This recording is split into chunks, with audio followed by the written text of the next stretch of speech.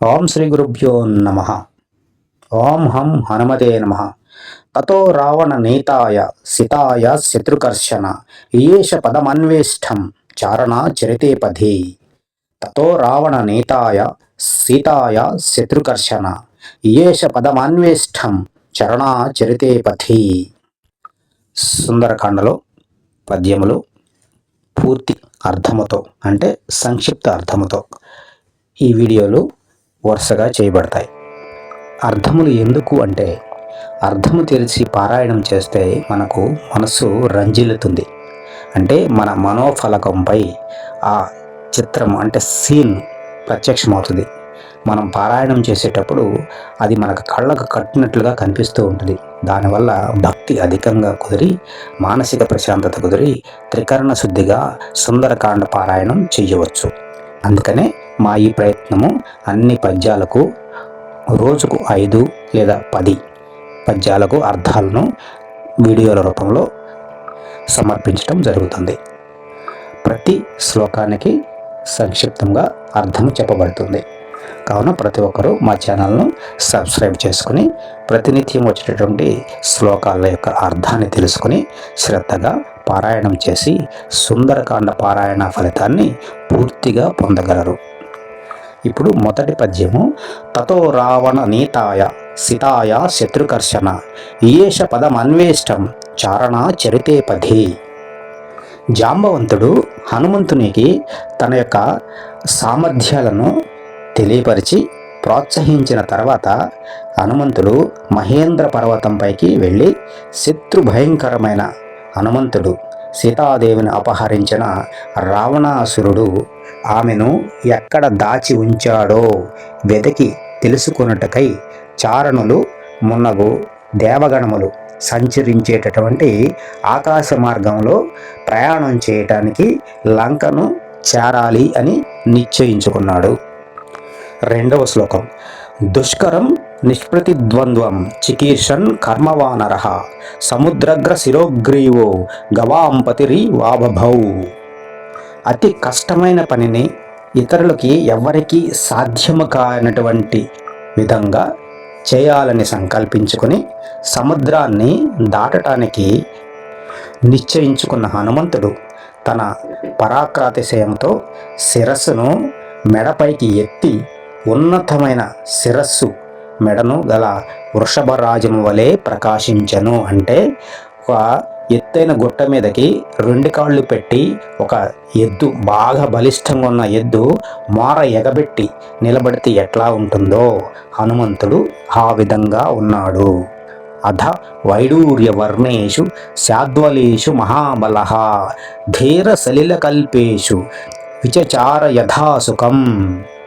అనగా అత్యంత బలవంతుడు అత్యంత ధైర్యవంతుడు అయినటువంటి హనుమంతుడు మరకత ఛాయ కలిగిన నీటి వలె మెరుస్తూ అక్కడ ఉన్నటువంటి పచ్చిక బయళ్లలో కొంచెం సేపు స్వేచ్ఛగా అటు ఇటు ఇటు అటు తిరిగాడాడు. ద్విజాన్విత్రాసయన్ ధీమా నురసా పాదపాన్ హరన్ మృగాంచ సుబహూన్ నిఘ్నన్ ప్రవృద్ధ యువకేసరీ.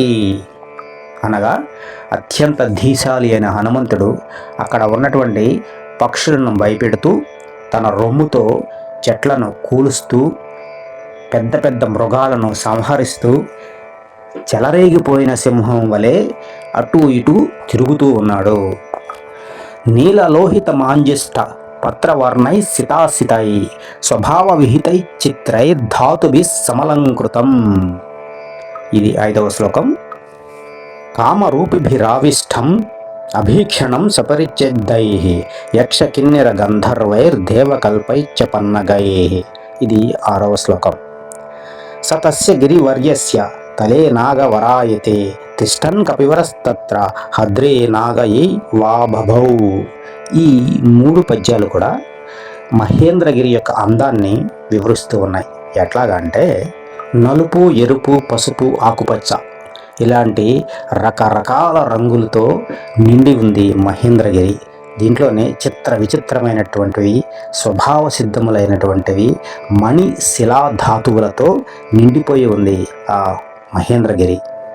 గది కామరూపులైన అలంకృతులు అంటే యక్ష గంధర కిన్నెరువుల చేత దేవతలతో సమానమైన సర్పముల చేత నిండి ఉన్నటువంటి ఆ మహేంద్రగిరి యొక్క చర్యపై నిలబడి ఉన్నటువంటి హనుమంతుడు ఎలా కనిపిస్తున్నాడయ్యా అంటే పెద్ద మడుగులో ఉన్నటువంటి మదగజము వలె ప్రకాశిస్తూ ఉన్నాడు.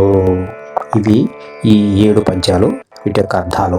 ఇప్పుడు ఈ 7 పద్యాలను పారాయణం చేసుకుందాం నెమ్మదిగా. తతో రావణ నీతాయ సీతాయా శత్రుకర్షణః ఏష పదమాన్వేష్టం చారణాచరితే పథి దుష్కరం నిష్ప్రతిద్వంద్వం చికీర్షన్ కర్మవానరః సముద్రగ్రశిరోగ్రీవో గవాం పతిరివ వా భభౌ అధ వైఢూర్యవర్ణేషు శాద్వలేషు మహాబలః ధీరः సలిలకల్పేషు విచచార యథా సుఖం ద్విజాన్మిత్రాసయన్ ధీమా నురసా పాదపాన్ హరన్ మృగాంచ సుబాహున్ నిఘ్నన్ ప్రవుద్ధ ఇవ కేసరీ